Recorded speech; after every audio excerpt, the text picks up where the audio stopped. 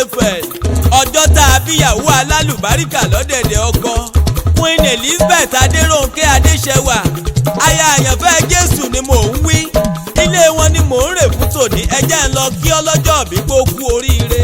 ọlọ́jọ́ ìbí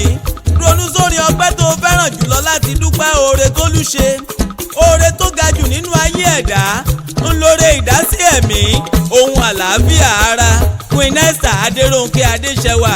aya àyànfẹ́ Jésù máa dúpẹ́ kó o ṣọpẹ́ kó o máa gbóṣù bàràbàǹdà fọ́ba oníbú ọrẹ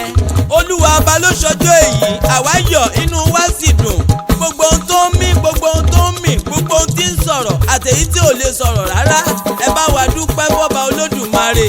lórí ìgbésí ayé ọlọ́jọ́ ìbí tọ́ba òkè mú kó tún lé lọ́dún kan sí bọ́mọdé bá dúpẹ́ oore àná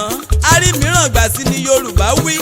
Queen Esther Adérónkẹ́ Adéṣẹwà ronú jinlẹ̀ kó o dúpẹ́ oore tó lù ṣe aya àyànfẹ́ Jésù orin ọpẹ́ ni kó o máa kọ Reverend àyànfẹ́ Jésù Raphael Olúwagbémiga Oyèbánjí ẹyinjú Olódùmarè ọkọ rẹ ọ̀rẹ́ rẹ ẹnìkejì rẹ olùbádámọ̀ràn rẹ ẹni bí ọkàn rẹ ìdùnnú rẹ adé orí rẹ bàbá àwọn ọmọ tó lódùmarè ọba fi ta ọ́ lọ́rẹ ó lóun ò jẹ́ kó yan aya rere lọ́dẹ̀dẹ̀ òun kéré alátìlẹ́yìn aya tí ń dúró tì ní nínú iṣẹ́ Olúwa ó lọ kì í ṣọ̀wọ́n láwùjọ ẹyẹ ó láya tòun ṣọ̀wọ́n láwùjọ àwọn obìnrin ó ní ọ̀gá fìlà Ayọ̀dèjì ọ̀jọ̀gbọ́n akọrin kéwì bí ẹni jẹ̀kọ́ yangan ó ní kí n bóun kì ọ́ délé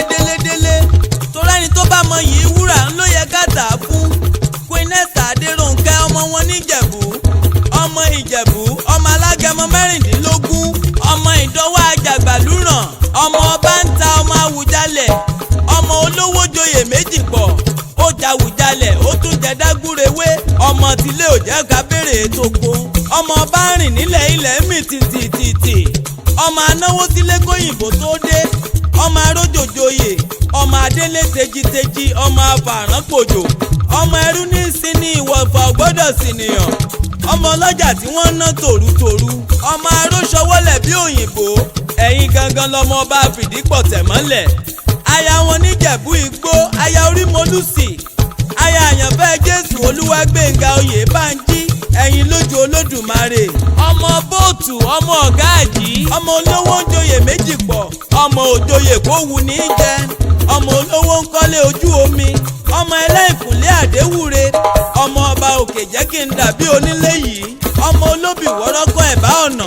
èyí tó fẹ́ ni awọ̀ sẹ́rù ẹni èyí tí ò fẹ́ ni awọ̀ sínú igbó ẹranko burúkú àfijẹ́ ọmọ Erelú àbíyè dúdú yẹmí akúrú yẹjú arọ́gbọ́dọ́ bí ọká ẹlẹ́yinjú ẹgẹ́ awẹ́ lọ́rùn bí òkòtó aya rere lọ́dẹ̀dẹ̀ ọkọ onínúure oníwà rere abiyamọ rere k'Ẹlẹ́dùmarè ọba kó lọ́ra ẹ̀mí rẹ ó ní Reverend àyànfẹ́ Jésù ń wí ó ní kọ́ba òkè jẹ́ kó o lè pẹ́ kánrin kése kó o tún lè ṣẹ̀mí